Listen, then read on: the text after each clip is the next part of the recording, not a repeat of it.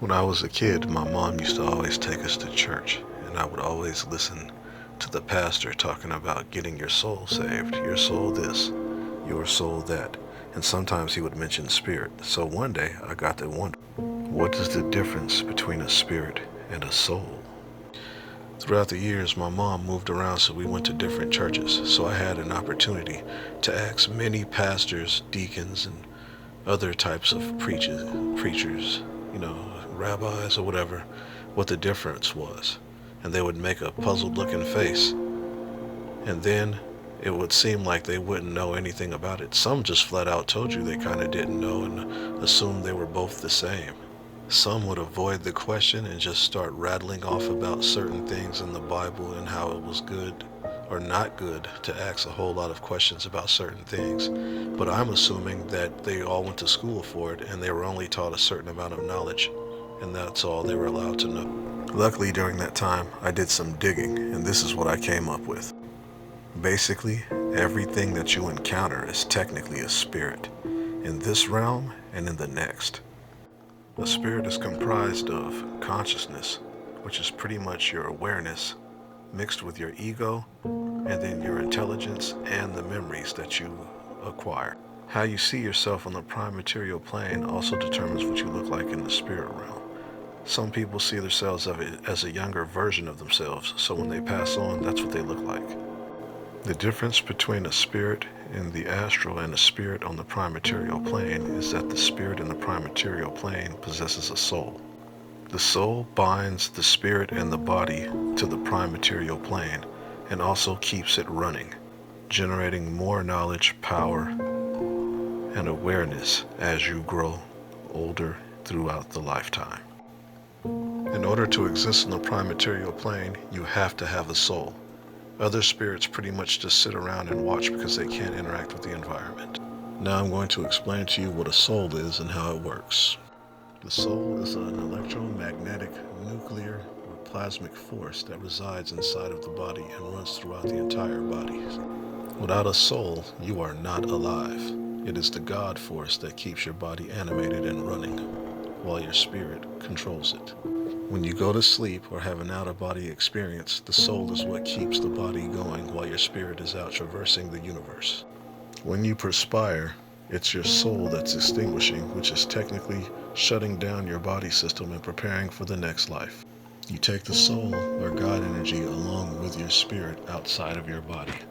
This gives you power and abilities on the other side. When you see beings traveling around as a ball of light, that is what you're seeing, the soul energy. Ghosts are beings that still have bodies that are running around buried in the earth. The reason why they are still on the prime material plane is because some of the soul energy is still inside of the body.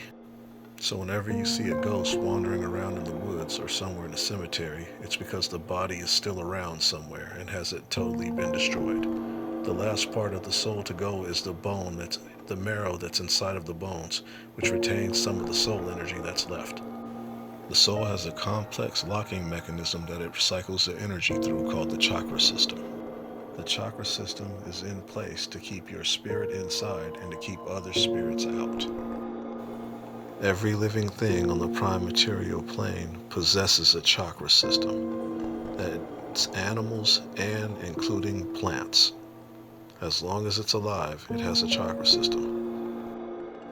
You keep your soul going and burning like a fire by feeding it things. You usually feed it things that are mostly charged with the sun. So anything that is processed by the sun charges your soul system because your soul system is the energy that also comes from the sun. If you eat things that have perspired or things that are not really charged by the sun or processed, you can still survive off of them, but it dims your soul a little bit. Every little bit that you eat that comes from the sun is processed into your soul, and once upon your departure is the energy that is taken with you. This is what demons and other spirits covet when they watch you and when they see you get to the other side, because they don't have any and they live off of it. In fact, they feed off of it. This is what they need to survive in the other plane. This is why they follow people around and why they try to abduct you once you get to the other plane. It's your energy. Now we're going to talk about demons, devils, and possession. Demons are spirits that exist in the astral plane. They cannot cross over. Some of them have never had souls and been on the prime material plane, whereas some of them used to actually be people or animals that just stopped evolving and going through the life process and ended up staying on the other side. That's why some of them look like animals, because they only remember certain parts of their lives that they lived in their past lives. So they take the best parts of them and they mix it into a body to survive on the astral plane, and they prey on other people because they have no other way of getting energy. They hate not having bodies, so they sit and look for ways to take over yours. But in order to do that, they have to get through the soul system that you have first so they can take over the body. The spirit to them technically doesn't matter unless they figure out a way to reincarnate you so they can get more soul energy to harvest from you upon your perspiration. To possess your body, they go through a few processes. One is you can make a direct deal with them, and they take over, and they take little by little until they finally take over your entire body. The other way is they have to wait for cracks to pop into your body, which happens to you by trauma. Usually emotional or heavy physical trauma. People that get into car accidents or big wrecks or something like with a tailbone injury or a really broken heart or anything that cracks or causes trauma to the soul or to the chakra system. It's like a shock to the chakra system, lets them in. They seep through the crack. Trauma twists and contorts the spirit inside of the body and leaves cracks in the chakra system or the soul to make room for the demon to get inside. Depending on how weak your spirit and soul is, they either partially take over or they take over permanently. Why do they do this? I'm going to give you the reason why. It's to mate with humans so they can produce children. That's pretty much the whole point. When a demon is in a human body and mates with another person, it produces another kind of a spirit. These spirits are called devils and are the offspring of demons. They can walk around on the prime material plane. Devils don't have a specific race or gender. You deal with devils every day. In fact, devils don't even have a specific type of species. One of the crazy things is devils are actually just normal living things. They don't know that they're devils. Here's an example of some devils you've heard of. This is from a game called Capcom, Devil May Cry.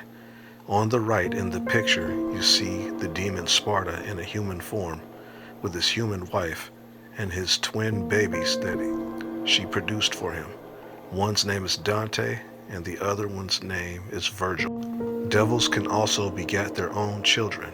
The one on the end is the offspring of Virgil, and his name is Nero. He is also a devil. The difference between normal living things and devils are the chakras. Once a demon has produced a devil, the chakra system is off, whereas a normal person or being's chakra system is somewhat firmly aligned. This makes it easier for the demons to get inside of the devils and possess them.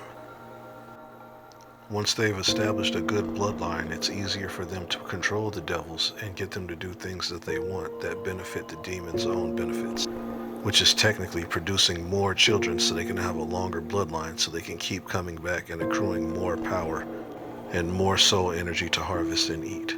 This also gives them access to their spirits, which puts them in another type of a hell realm in the astral plane that they can reincarnate and use at any time. I also forgot, aside from trauma and making a deal, alcohol and drugs is another way for demons to possess your body to do this. If you stay careful, healthy, and clean and keep your mind sharp, you won't have any of these things to worry about, unless your soul is already compromised. Thank you for listening to me and watching my video. Have a good day or a good evening.